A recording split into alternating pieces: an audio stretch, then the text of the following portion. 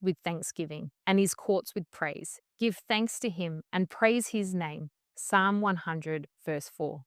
We see in this verse written by David that wherever we are, we can enter into the gates of his presence. We can enter into the courts, which represent a deeper and more intimate space with him.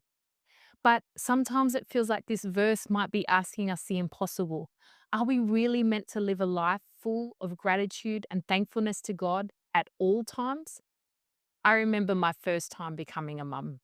In that season, it was the first time my husband and I had ever gone down to one income. And I remember one day taking our baby to the doctors and coming out of the doctor's appointment to our car to find what felt like a huge parking fine on our windshield. I remember being so discouraged, so overwhelmed at the thought of how are we going to pay this huge fine. But I felt like God interrupted my thoughts and said, "Thank me for who I am." So I decided to start praying. I said, "God, thank you for your goodness.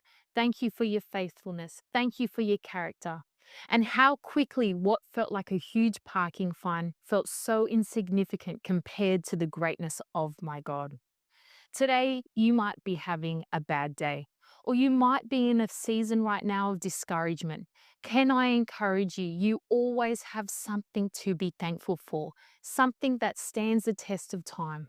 And that is the death and resurrection of our Jesus Christ. Because of that, you have been saved, you have been sanctified, and you have been set free and delivered.